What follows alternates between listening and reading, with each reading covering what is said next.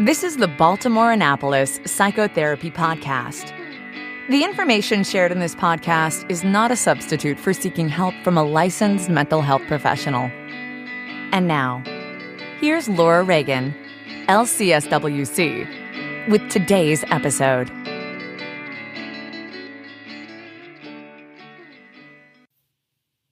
Hi, welcome to today's podcast. Today I have a guest with me. I'm very pleased to tell you about Mari Lee, who is a licensed marriage and family therapist and certified sex addiction therapist and supervisor in Glendora, California. Mari specializes in helping spouses and partners of sex addicts, as well as male and female clients who are sex, love, and pornography addicts. And she has a best-selling book entitled Facing Heartbreak: Steps to Recovery for Partners of Sex Addicts. She's a speaker and a teacher on this subject, and she trains and supervises therapists who want to work with people who have sex addiction. And in addition to all of that, she's a coach helping therapists, counselors, and other small business owners to achieve their practice goals. So Mari, welcome to the podcast. Thank you so much for being here today. Oh, hi, Laura. Thank you so much. It's really exciting to be here with you, and I look forward to our conversation.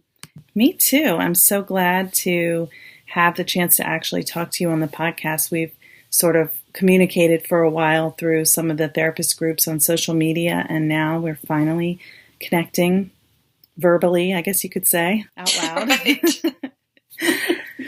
I know, it's so fun.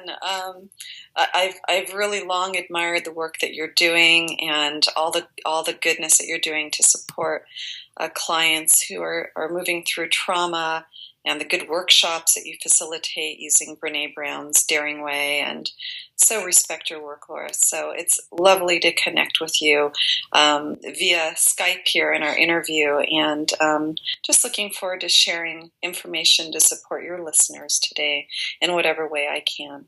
Wonderful. Well, thank you. I'm so excited.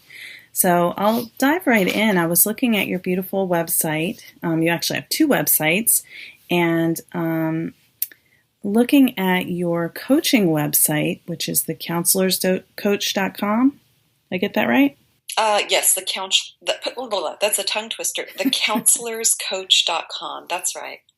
Gotcha. So I was noticing on that website that you talk about how you live by the philosophy that each therapist can have a practice that is prosperous and exciting and make a living at the work you love to do while still having a personal life. I really loved reading that because I know as a private practitioner, creating a therapy practice that really works for my personal life as well as my professional life and my work with clients it can be challenging. So I'd love if you could talk a little bit about how you live that philosophy. One of my favorite topics to talk on, Laura. So thank you. I love the question. So I've been doing this work as a sex addiction therapist now for almost a decade. And I remember in graduate school, a professor that I really respected, Dr. Kim Kametz. I remember her talking about burnout and compassion fatigue in the clinical room. And I'm this, very green, student of psychology in my first semester of graduate school. And I remember hearing Dr. Kim say this and thinking, oh, that's not going to happen to me. I'm really built for this work. I'm everybody's go-to person.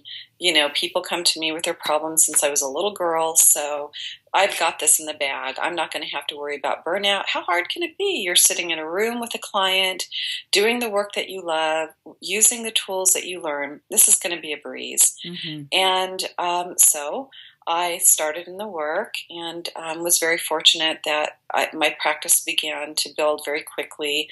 I got into the specialization of sex addiction actually really quite by accident. I had thought that my specialization would be working with foster care children or perhaps women in transition. But during graduate school, I was looking for a topic for my thesis, which is a big, year and a half long project and a big 200-page research project. And I found out that the person that I was with at the time was profoundly addicted to internet pornography. And so that was a traumatic wounding for me as a woman and a human being. And it was very difficult for the relationship. And so I wanted to learn more about, I really didn't know much about porn addiction or sex addiction or any of that. And I decided to do my research on what the psychological impact and emotional impact was to the female partner of somebody who's a sex or porn addict. And that's how I got into that specialization. And as you can well imagine, it's, quite a rigorous specialization working with sex addicts and their partners. A lot of trauma there. And as a trauma therapist, Laura, what that can be like emotionally through the trauma of betrayal, right? Yeah. So in doing that work and building a practice quickly, I began to see a lot of clients. I was really kind of blessed to have a thriving practice. I didn't ever take insurance. I wasn't interested in doing that, and just made a determination that while I have nothing at all against anybody who, have no real thought about therapists who work with insurance, it just wasn't a road that I chose to go down. And so I started seeing clients, and I began seeing clients. My schedule is Monday through Friday. I was trying to serve a lot of clients all the time. I usually got into my office about 10 a.m., and I would work sometimes all the way until 9 p.m., seeing clients back to back, running groups, seeing couples. It was a lot of work, and I did that 5 days a week. And in the first year, it was invigorating. I really enjoyed it. And then by year 2, I started noticing that I was not feeling good, just generally speaking, just getting little colds. I'm not really understanding why I was more susceptible to colds, not really even aware that I was starting to experience that burnout in the clinical room. And so when I came into that awareness, it was scary for me because, one, I had a thriving practice. I was working with a lot of clients that I really cared about, but I realized that I was in a place of burnout, and that part of the reason why I was getting colds and just feeling just sort of shut down. I was coming home after my office hours and not wanting to hear another human voice. I felt like my brain was sort of just melting out of my ears, to be honest with you. I would say that to my sister. I can't really hear anybody talking to me. I don't want to hear from my significant other. I don't want to get on the phone. I don't want to go and have lunch with my best friend. I don't even want to go and do my workout classes because I don't want to be around other people. And this was a real departure for me. I was starting to lose my sense of humor a little bit, Laura, and not understanding what was going on. And so I got in touch with my own therapist, and she wisely shared with me, I think what you're going through is compassion fatigue, Mari. You are not giving from a place of abundance anymore, and you need to take a serious look at the amount of clients that you're seeing and begin to seriously decide 3 years into this work that you're doing, how you want to design that for yourself.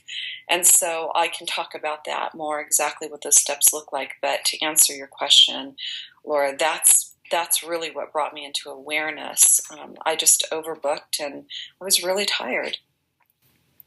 Thank you so much for sharing that. That is, I know, something that it's almost like a best kept secret for therapists who are working with trauma. Everyone hears that burnout is something that we need to avoid, and we need to practice self-care, but nobody thinks it's them who has burnout. Right. Somehow we are Wonder Women or Wonder Men, that we're impervious to that. And I have to say, I was surprised. There was also, I remember feeling, this was a number of years ago now, but I remember moving into a place of shame with myself, that somehow, what I was teaching clients about, self-care and checking in with themselves and staying, in a mindful place with themselves, I wasn't practicing that. And so moving through that process of shame and taking a look at that, and as I began to share my story and face the fear of having to design a practice that looked different for myself. And I began to share this with other colleagues. Colleagues began to open up to me as well and let me know. I'm so thankful to hear that I'm not the only one, and that I'm not the only one that's afraid that if I reduce my practice, or I decide what my policy is going to be, or I decide what my hours of operation are going to be, and I really honor that. That I'm not going to go broke, and for me, Laura, I pay my own mortgage, I'm the one who's responsible for my bills.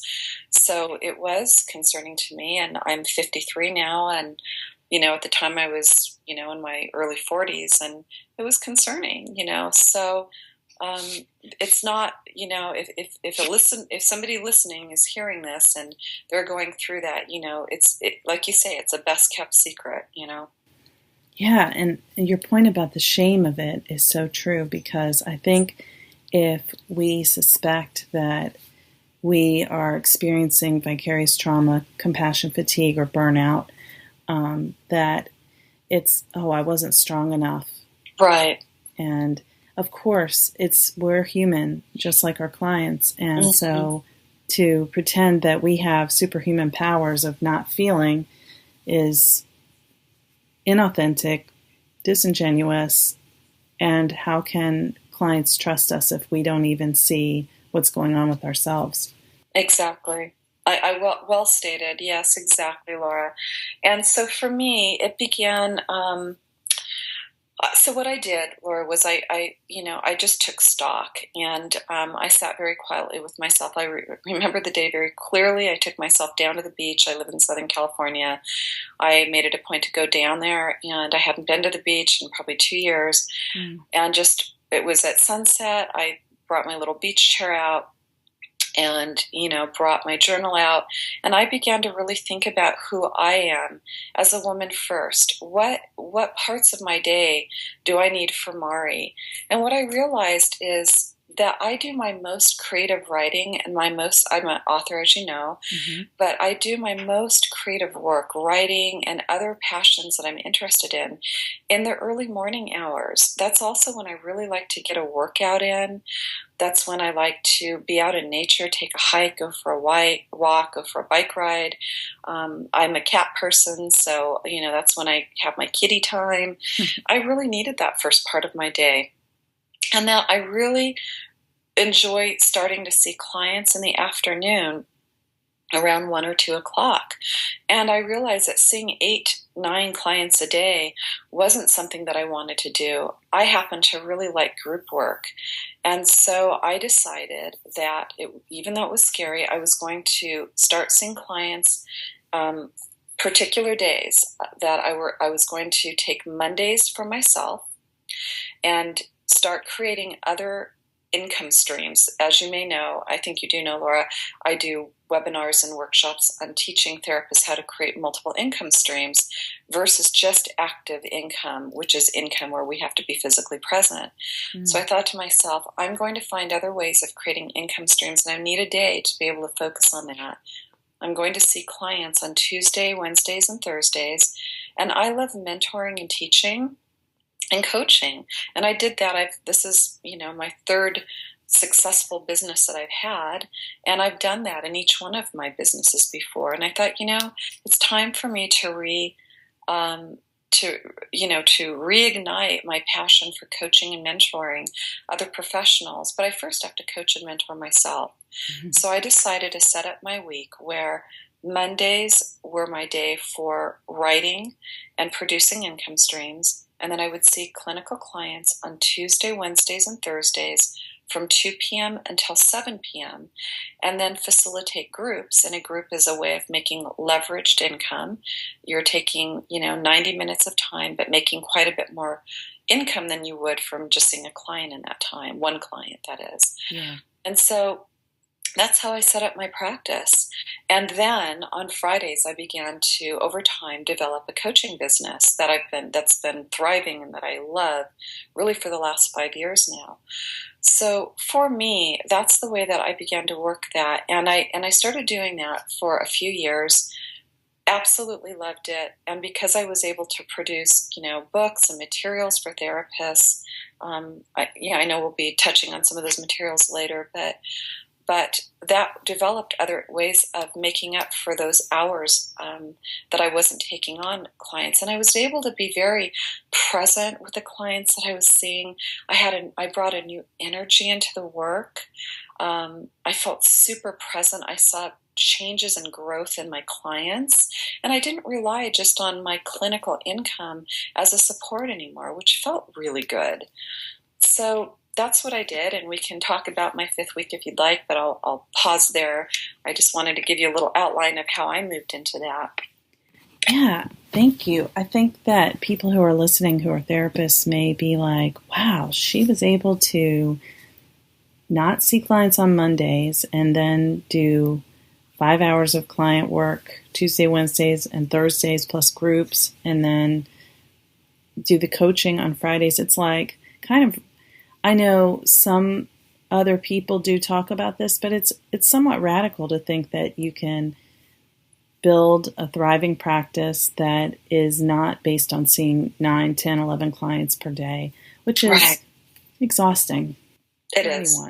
It really is. And for clients who might be listening to this, I think it's this conversation that we're having today is so important. And I love that word radical, right?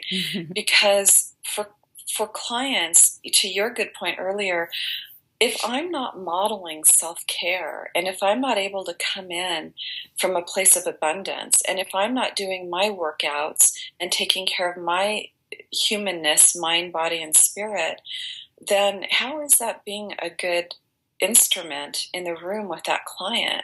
So if a therapy client is listening to this, we therapists are human beings. We have lives, we have things that go on, we experience, exhaustion. And I certainly wouldn't have wanted to be one of my clients that I was seeing in that 10th therapy spot at the end of the day. And I think I've been that therapy client in my past, in my healing work, where I was that client. We know when a therapist isn't present with us. Right. So, I do think it's it's such an important conversation. And it's important for clients to know that. I want to model, like truly live. I want my insides and outsides to match what I'm preaching. I want to be practicing. That's important to me, to be authentic that way. Absolutely. And we can't take clients where we haven't been. So if we don't know what it means to take care of ourselves, truly take care of what we need, then how can we encourage our clients to do that? Yeah, I think I do think it's inauthentic when we're not doing that. But it's not. It's such a unique and personal journey toward creating that practice and setting up policy and best practices for you. So what might feel like a really good practice and solid business policy for Mari may not be, that same way of doing it for you or another therapist. I think when we go inside and we say, when do I like to see clients? Do I like to see 3 clients in a row and then take an hour break? Am I good with seeing 5 clients a day? Do I like to have a day in between seeing clients? Whatever that looks like. But when we give ourselves spaces, we can grow our practice in ways that feel really good. And it doesn't have to be. Maybe a therapist doesn't want to do coaching. Maybe they prefer to do supervision. Part of me taking that time to figure out what I wanted to do, I realized that in my certification, we go through as certified sex addiction therapists. We call ourselves CSAT-S, right? Certified sex addiction therapists. We go through a very rigorous training, usually over a process of 2 years. There's 30 hours of supervision post-licensure. And it's a lot. And then we have to renew our certification every 2 years and stay on top of trainings and so forth. And then after 5 years of doing the work, we can then apply to go through the training to supervise other licensed therapists who are going through that process. And what I realized as I got into that 5th year is, gosh, I would love to do that. I don't have to do that within my state. I can do that from the comfort of my own home via Skype or on the telephone. And I can work with therapists who are licensed all over the world to help them with their certification. And I have clients now, Laura, supervisees who are in South Africa, Australia, Canada, the UK. So it's really fun to do supervision with therapists like this, plus have my, counselors coaching clients and see clinical clients. So diversifying my practice was important. That's such a great point. And that's really cool that you are working with people all over the world. I didn't realize that. But also the idea that what you're spending your time on throughout the week is sort of nurturing and enriching certain parts of yourself so that, there's more space for each avenue that you're focusing in because of the variety and the diversity, like you said. Mm-hmm. And maybe somebody's listening right now and thinking, okay, well, that's great for Mari. So glad, that you were able to dig that space out, and it feels like I'm bogged down and it's impossible. But the way that I really get that, the way that I did that and weaned off of all of those clients to about half the clients I was seeing, that didn't happen overnight. That happened over the process of a year. Mm-hmm. Some clients were ready to be referred out to other adjunct support. Some clients we were ready to wrap up the work. And as those spaces became available, that's when I started taking little pockets of time or moving and shifting clients. And it really, I had to lean into the risk of saying to clients, I'm moving my practice to these hours, Tuesday, Wednesday, and Thursday between 2 and 7, and then group work.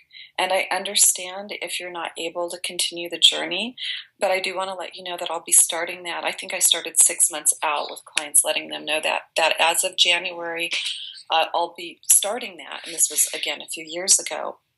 And so if we need to get you referred to a therapist that can better support your schedule, I'm super happy to do that.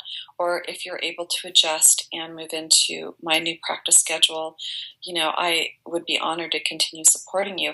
And a lot of clients were able to do that. I would say most of my clients, I think there were maybe half a dozen that couldn't due to their work schedule or child care, and I was able to refer out to trusted colleagues. But I was determined to create a practice that worked for me, and it did require me to lean into that fear and that risk of doing so.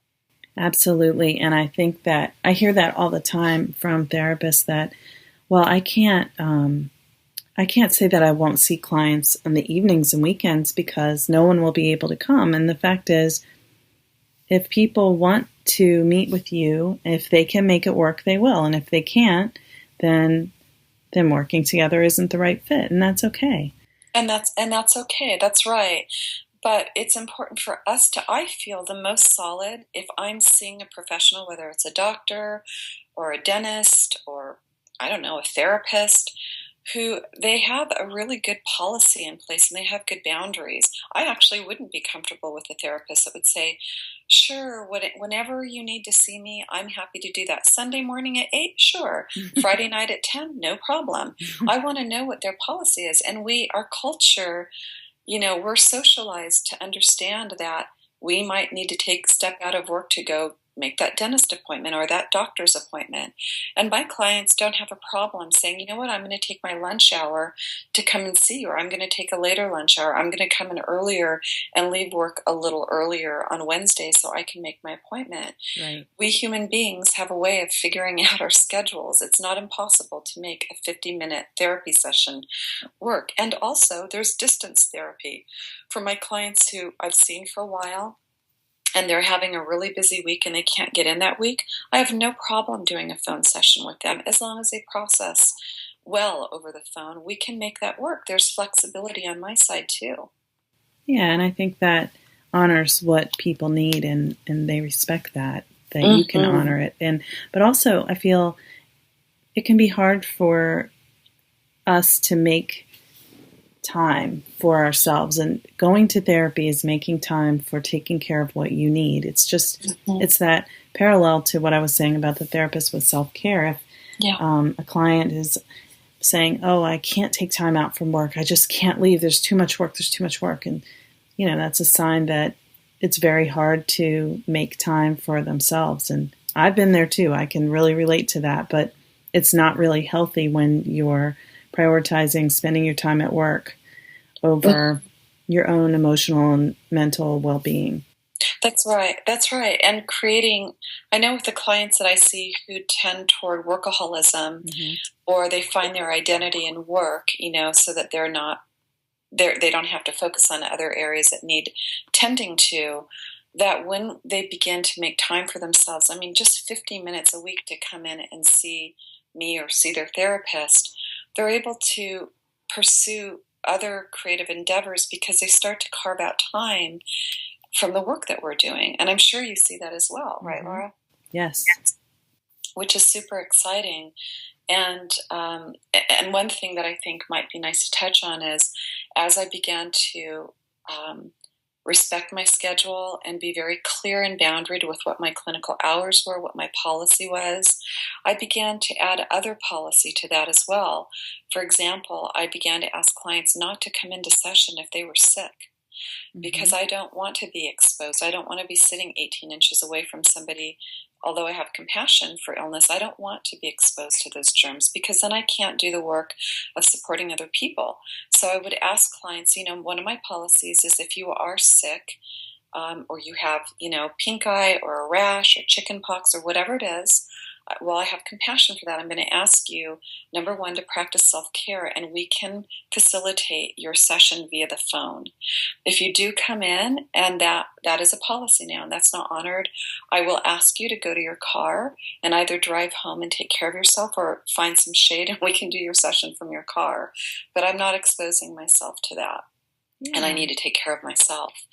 And I think even that's sort of radical for therapists to begin to say, it's not okay. Even though I would hear therapists say sometimes things like, it drives me crazy when clients come in and they're really, really sick, and they're coughing and sneezing, and then I get sick, or they're exposing other clients.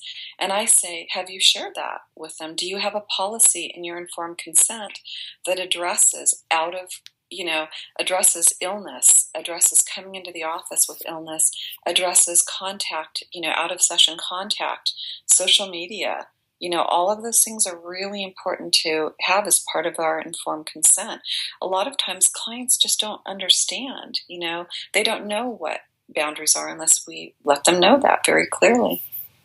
Absolutely. And especially if they really don't have any experience with therapy, therapists often expect clients to understand what the typical professional relationship boundaries are, and the clients just really don't know because they don't have that experience. That's right. They don't. And unless we educate them and we're comfortable in doing that in a kind and compassionate, consistent, predictable way, clients aren't mind readers. So it is important for us to be clear about that.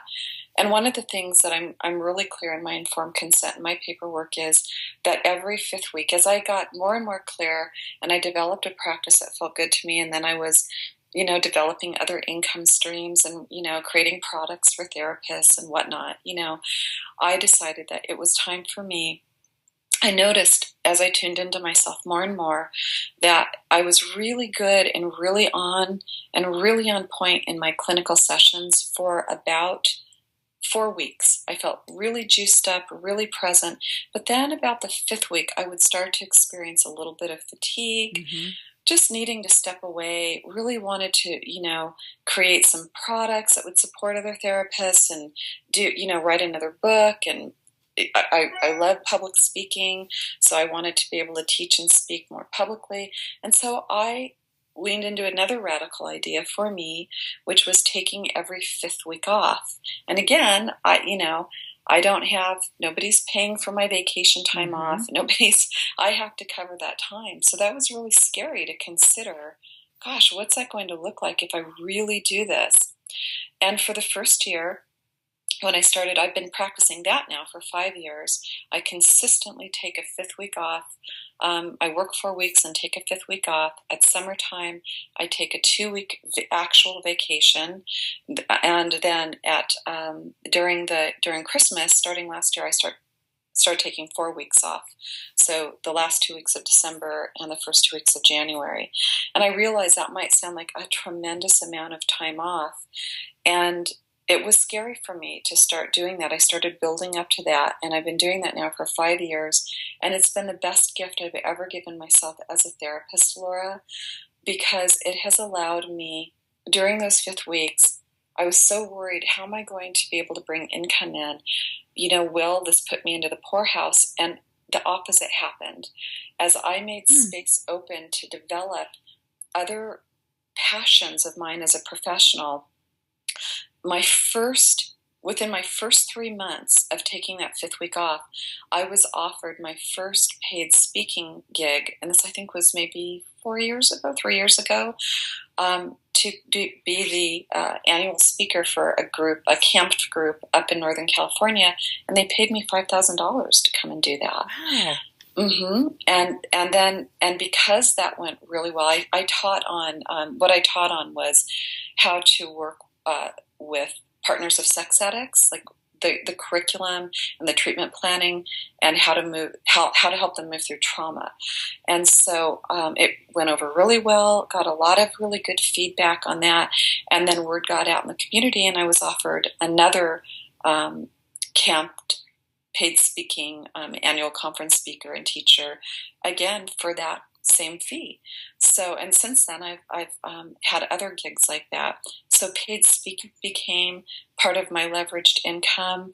I wrote, the ebook, The Creative Clinician, which it's a workbook of exercises and activities for therapists to use with clients and groups. And that was, I just didn't even realize how that would take off. That's been beautiful. But if I wouldn't have had those 5th weeks off, off in quotes, right? To be able to work on some of these other areas that I love to work on, whether it was coaching or attending a class or workshop and enhancing my skills, or bundling up and putting a package together of clinical forms for therapists, all of these things, or even training in my supervision for CSAT-S, then yes, it was scary. And yes, I did have to tighten my budget that first year. That's important for me to disclose that. There wasn't a vacation that year in terms of going anywhere. I was doing my own manicure and pedicures, and, I really did have to tighten my budget, but it was really important for me to, feel the pinch a little bit more in other areas or make sacrifices so that I could have that time, that regular time, to build up other areas of my business. So is it a risk to take time off? Yeah. Did I wonder if it would impact my clients? Would my clients leave? And again, it was the opposite, Laura. My clients, it gave them a chance to integrate the work that we were doing. So they would learn tools, and we would discuss, information and insight in their therapy sessions over that month. And then they would take that week off, and they would do homework, or they would integrate what we were learning, and they would miss me and really share with me, oh my gosh, I'm so glad you're back. I missed you. And they knew that if there was an emergency, we had an emergency plan in place that was clearly outlined. So it actually had the opposite impact. Clients missed me. They missed the work. It gave them a little breather. It was kind of a win-win.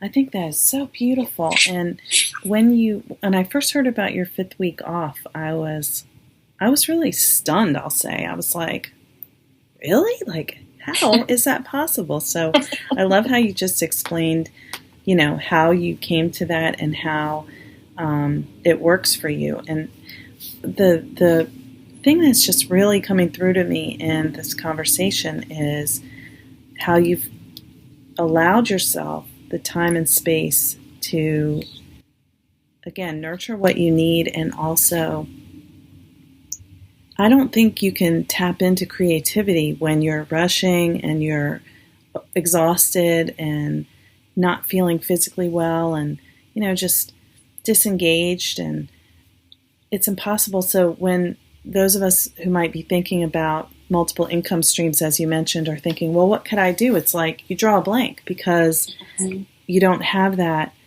You can't really tap into that creative energy because you're so depleted. Right. But when you take the time, like you said, like when I pictured you going to the beach with your journal and your chair, just how peaceful that is. And I know, that was probably a starting point. That wasn't the whole process, obviously. Right.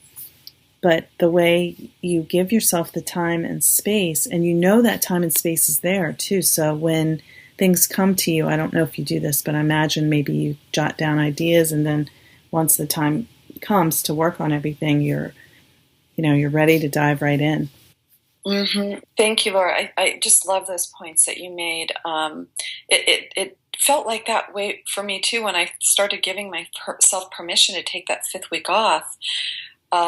It did feel like, what? Is this even going to be possible? Is that okay for me to do that? Yeah. Is it ethically, is it ethical? I mean, anybody that works with me, whether it's in supervision or as a colleague or a coaching client, they know that law and ethics is really something that I am a broken record on. So all of those things are important, but yes, it's ethical. We get to design our practices exactly how we want to, as long as we're not harming a client. And for clients that do need a higher level of care and aren't able to tolerate a therapist being away every 5th session, then I'm just not the right fit for them. Mm-hmm. And that has to be disclosed in my paperwork. But the clients that I work with appreciate it, and we have a game plan in place. If I start to see a new client, and we've had a couple of sessions, and in my 5th week rolls around, they've already been aware of it. We've already had a discussion about that, and we already have a plan in place for that. Maybe they do a check-in with me, whatever that means for them. But we have some plan in place. So clinically, I'm very careful about how I support clients around that. But if I'm not taking care of the most important relationship I'm ever going to be in, which is the relationship with Mari, mm-hmm. then I can't take care of other relationships in my life, including my clinical relationships. So I do think it's important. And as far as, my ideas, I agree, Laura, when you're burned out or when you're racing around, it's impossible to execute a plan. I talked to so many therapists. Yesterday I facilitated, we're on Wednesday, sorry. On Monday I facilitated a really beautiful webinar training, a 2.5-hour webinar training for 12 therapists who are doing amazing work in the world. And it was on teaching them how to develop a multiple income stream. And all of these therapists have wonderful ideas.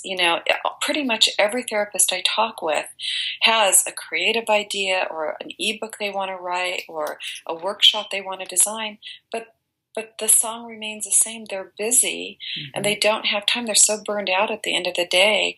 They don't have the energy to be able to manifest that, to start really putting that down in a workable plan that they can lay out and start executing. And one thing, I think it's helpful to work with a coach to have that journey companion to tell you, all right, this is how we're going to do it. And it was fun on the webinar because I have my 7-day, 8 hours, 7-step solution on how you take that idea out of your head and you put it, how you execute that. And it doesn't have to be this long, drawn-out process that's overwhelming, but we definitely have to have time and be able to give ourselves permission to take that time. And that can be scary. I get it. If you are seeing a lot of clients or if you're your own breadwinner, which I am, that can be really scary. Wow, that sounds so juicy, though. A 7-day, 8 hours a day systematic process of how to get that idea from your head to action. That's like, yeah, I want that. Right? Yeah, and it's fun and it's doable. And if we don't have an hour in our day somewhere where we can start taking, steps, focus steps, so today I'm doing these 3 tasks in this hour, and then tomorrow I'm doing these 2 tasks in this hour. If we don't have those steps in place and we don't have an hour to give ourselves, that's a message, mm-hmm. right? That's a message to self that something's out of balance. Because I can't, there are, like most people, I'm a multi-dimensional human being. I have more than one interest, and it's not just therapy. I love working with the clients I work with and serving them, but I also love helping colleagues, and I love writing, and I love producing materials, and I do like speaking. So, if I'm going to honor those different parts of myself, and especially as I'm moving into my 50s and, before I know it, I'll be, in my 60s, I want to continue to develop as a professional and as a human being. I want to explore parts of myself, but we have to have time to do that, right, Laura? Absolutely. Absolutely. I love it. And I find myself, in my dream, I might one day have something like your 5th week off. I'm not there yet, but I do find myself craving retreat time where I can work just on the things I want to focus on and not have distractions. And I believe it was you who kind of inspired that idea for me that, it's okay to take time away by myself and work on focused projects. And it's so, again, I keep saying the word nourishing, but it is. It's just so, it feeds something that I really need to continue to feed. So I think just when I'm really busy, I just can't have that space in my head, even if I had an hour in between clients. Yeah. Shifting gears can be really hard. Oh, such a good point. That's such a good point.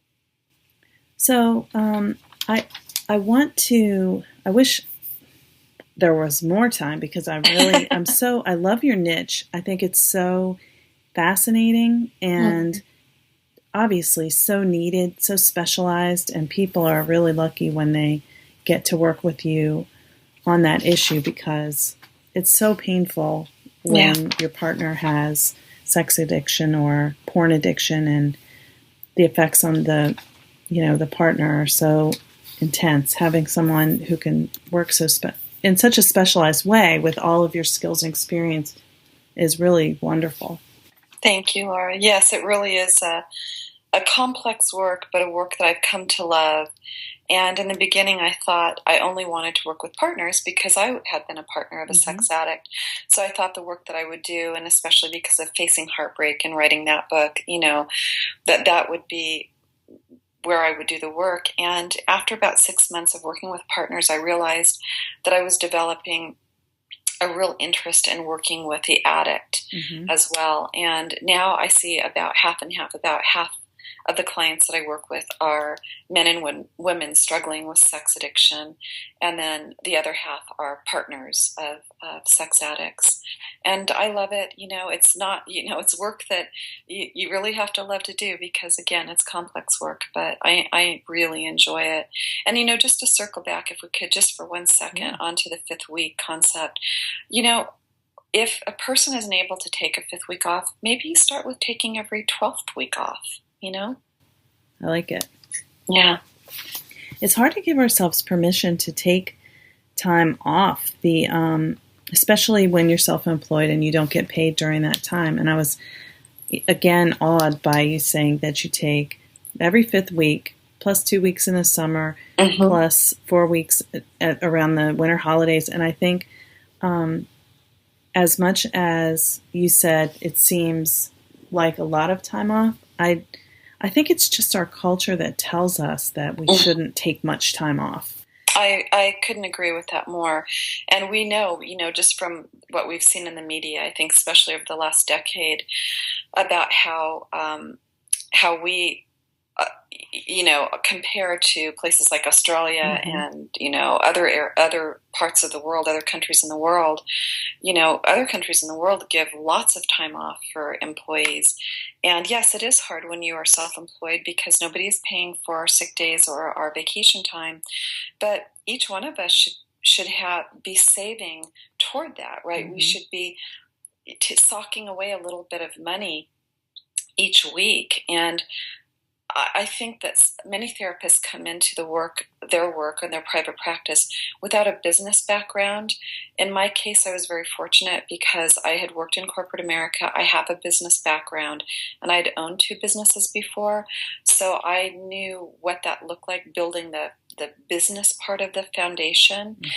and how to set up, a retirement plan for myself, and how to contribute to that, and how to set aside money and budget that into my time away and sick time. And we need to be doing that. And I think for clients, one of the things that I like to do at times is educate. I write blogs, and I'll talk about this, and I think it's so key, Laura, is sort of educating the public about therapist fees. So if a therapist is charging $150, just using that as a round number, right, for a therapy session, sometimes I think clients, or maybe even other professionals, think, wow, you're making the bank, charging $150 an hour. But here's the thing, for every clinical, session we have, there's time outside of that session where we're doing our clinical notes, our treatment planning, where we're getting continuing education, where we're having to connect for check-ins with clients, where we're having to do, reading to support a client. So for every clinical hour, there is work outside of that clinical session. And so that reduces that first of all, we have to share it with Uncle Sam, right? Mm-hmm. So that takes that down by 30% to $100 an hour. And then you reduce that by another $30 by the time that we spend outside of sessions supporting that clinical work. And then when you take out money for rent and keeping the lights on, and everything from Kleenex to water in the office to you name it, and continuing education, now we're looking at maybe $50 an hour. And when you take that and you take money out for vacation, and you take money and you put that aside for retirement and sick time, therapists are not making $150 an hour. So it's really important that we educate the public about what that looks like, about what our expenses are, not to make anybody feel bad, but so that we can know that we really must charge a fee that will support us, and that our work is priceless. We help people move away from generational, legacies of pain. We help people with addiction, divorce, not taking their own lives. So the work that we bring in is absolutely worth the fee that we charge. And then out of that fee, there's a lot that we have to pay out of that. So making a good living and creating a life that is balanced, I believe that can be done because I can do that. I did that. I am doing that. And you, I think, know my story, Laura. I was a foster care kid. I don't have a silver spoon or rich husband. If I'm able to do that, anybody can do it. You don't need a PhD in creating multiple income streams. Oftentimes, we just need a little support to do that. Well, yes, your story is very inspiring, and I think that you have a lot of personal strength and resilience that anyone can admire, but I'm certainly inspired by your story in many ways, on many levels. Oh, thank you. But I appreciate what you just said about all of the expenses of being a therapist, and I think that's a good segue to what the last thing I wanted to ask you about was just if you could talk more about what you do in your coaching work, so that if there's anyone listening who's interested in coaching, whether with you or someone else, that they can understand kind of one of the ways that it can be offered in terms of what you do. I would be very happy to do that. So there's a lot of information.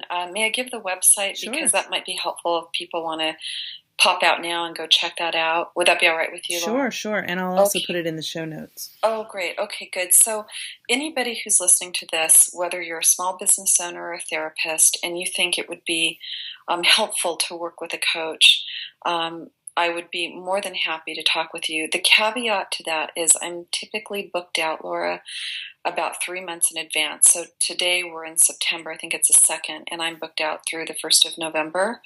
Awesome. But that doesn't mean that there aren't other really good coaches out there that can be supportive. So my coaching website has freebies. It has a lot of good information just for people who are curious about coaching. And the website is www.thecounselorscoach.com. Again, www.thecounselorscoach.com. And you can pop over to my store, And in that store, I've got little freebies here and there. I also have products that I've developed that I've just received so much beautiful feedback, and I'm really so honored and touched by the feedback I've been receiving for therapists, mainly about my clinical forms packet that I've gotten a lot of good feedback about that. I try and keep everything just under the price of a therapy session. I've got group forms on there that are packaged up for $29.95 as a support for people who don't want to reinvent the wheel. I have the Creative Clinician, that's $39.95, and this is 31 exercises to support clients in group therapy. Just a number of supportive packages for therapists, even therapists who are looking to expand their practice and they need an employment manual. I spent over a year on an employment manual working with a labor attorney, a HIPAA expert, and a human resources expert, and spent, several $1,000s of my own money to develop a product, first of all, for my counseling center, but also for other therapists. So, and just beyond all of the products, there's just tons of blog information. I have information about SEO. So if you're trying to figure out, what search engine optimization is all about, I work with a specialist, for a while on that. And I have resources there and all kinds of good freebies stuff too. And I'm not the only game in town. There are other very good coaches as well. But if you're curious about coaching or you'd like to connect with me or you just want to learn more about it, I've created a website that has a lot of resource, not just to market myself, Laura. Honestly, although I don't think that's bad to market oneself, but just to provide kind of just a portal, for other professionals to go to and feel like they have a little safe place to land, to look around and feel supported in, Yeah, and I know that you do so much in-depth research on everything you create to make sure that it's really top-notch. And I know that anyone who sees your products and will get, if they're interested in them, they'll get a top-notch product. I have no question about that. So thank you. I'm happy to support you with that. But I'm looking at your website right now. Is the webinar that you mentioned that you had with 12 people, was that a one-time thing, or is that? I'm not on my website, but I think if you give me one quick second so I can get on there real quick. That was actually a closed page where people signed up for that. Oh, I see. Okay, I'm on the website right now, but I think if you go over here, the one thing that while I'm pulling that up is I would suggest for people who are thinking, oh my gosh, how does, I've heard before, Mari, how do you do all of that? Well, first of all, I don't do all of it. What I talk to therapists about when we do create projects or webinars or workshops or an ebook is we have to outsource. Yeah. So I have a graphic designer that I work with who does the artwork. It's beautiful. A virtual assistant that I work with who I love. I have a copy editor that I work with. So I don't do all of that. I have other people that I pay as a support, and then I support their businesses as well. So if we look at, I think it's under professional training. Yeah. So if you see that coaching support pull down tab right there and you click on professional training, you'll see workshops and webinars for therapists. And then the first one as you scroll down is how to create multiple income streams webinar workshop. Oh, okay. And that gives some information about that. And anybody that would want to, I facilitate that about 3 times a year. Awesome. And so anyone who's interested in attending the next one, I think we're Facebook friends, Laura, so you can go and see some of the feedback I'm getting on Facebook and in social media from the 12 therapists that attended on Monday. The feedback's been great. So, anybody who's interested in that, you can either sign up for my mailing list there. It'll pop up and you can join the fun there. You can send me an email. I'm happy to add you to the wait list. And our next one will be around the first of the year. So any way that I can support, I'm really glad to do that.